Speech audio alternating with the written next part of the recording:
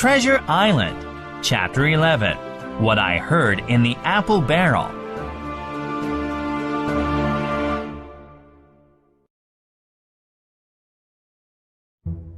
No, Long John said. Flint was captain and I was quartermaster. Took care of all the ship's food and equipment, I did. I lost my leg in the same attack that cost old Pew his eyesight, and the surgeon who amputated my leg was hung with the rest for piracy. Flint's old ship was the Walrus, and the last time I saw it, the ship was covered with blood and looked like it would sink with all the gold. Ah! A young man's voice cried, full of admiration. Flint was a legend. I first sailed with Captain England, Long John said. Then I sailed with Flint. I put $900 away safe after sailing with England, and $2,000 after Flint. Not bad for a seaman. All the money is safe in the bank. Doesn't matter what you earn, it's what you save that counts. Old Pew spent all of his money. Now he's dead, trampled like a dog in the road. Where are Flint's men now? Well, most of them are aboard this ship. But Flint's men didn't save like you did, the young seaman said. You're young, Dick, Long John said. But you're smart. I saw that right away. So I'll talk to you like a man. Imagine how I felt hearing this old scoundrel repeating almost the very same words of flattery that he had used on me. He continued to speak, never thinking he was being overheard. Pirates live rough, eating and drinking like there's no tomorrow. When a voyage is done, they spend their money on rum and a good time. Then they go back to sea again as poor as ever. Me? I save my money. I'm 50, mind you, and once back from this voyage, I'll be a real gentleman. But I've lived easy, sleeping on a soft bed and eating good food every day I wasn't at sea. And how did I begin? Why, I was just a sailor like you. but all your money is gone now, isn't it? Dick said. No, my wife has it, Answered Long John. And by now my tavern is sold too. When I come home from sea, she'll meet me and bring all the money. Can you trust your wife? Said Dick. Long John laughed. Pirates usually don't trust one another, and right they are not to. But I can trust more people than most. You see, some men feared Pew, and some feared Flint, but Flint feared me. Flint's pirates were the roughest crew afloat. The devil himself would have been afraid to go to sea with them. But Flint's pirates did everything I told them to do. They wouldn't have dared to cross me.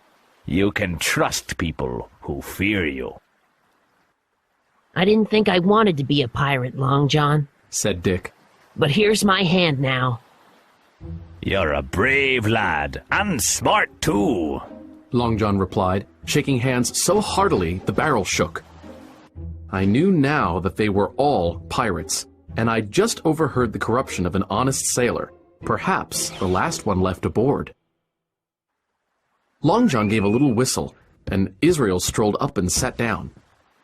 How long will we be on this ship? Captain Smollett's scolded me long enough, by thunder. Speak soft, Long John said. Keep quiet until I give the word. Aye, Israel growled. but when will that be? At the last possible minute, that's when. Said Long John. Captain Smollett has to sail the ship for us, because I don't have the map, understand? They need to find Flint's treasure for us and get it aboard. If I was sure our men could handle the ship, I'd have the captain bring us halfway back home before we attacked. We're all seamen. We can handle the ship ourselves. Dick said. Sure, Long John snapped. but who here knows how to set a course? Can you do all the complicated calculations necessary to figure out the best route to take? But I know how impatient y'all are, so as soon as the treasure is on board, I'll deal with the others. You are bloodthirsty swabs, you are.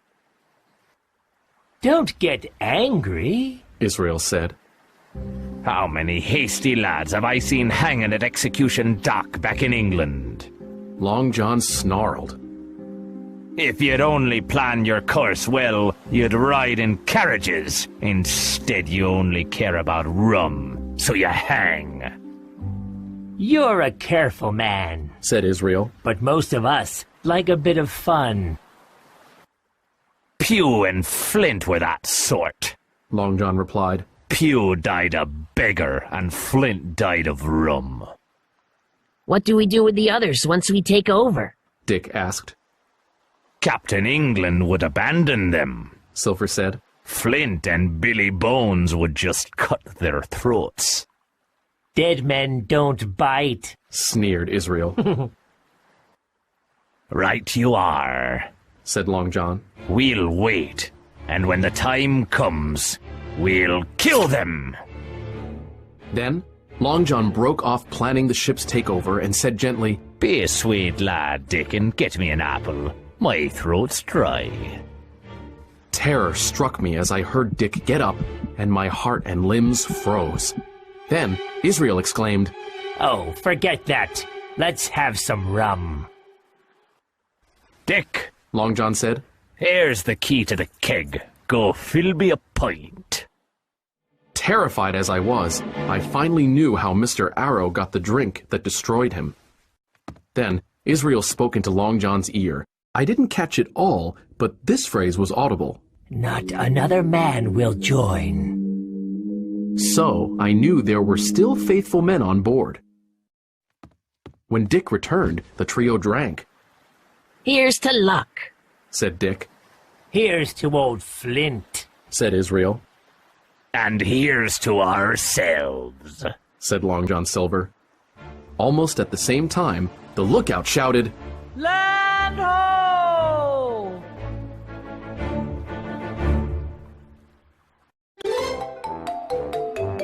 Little Fox.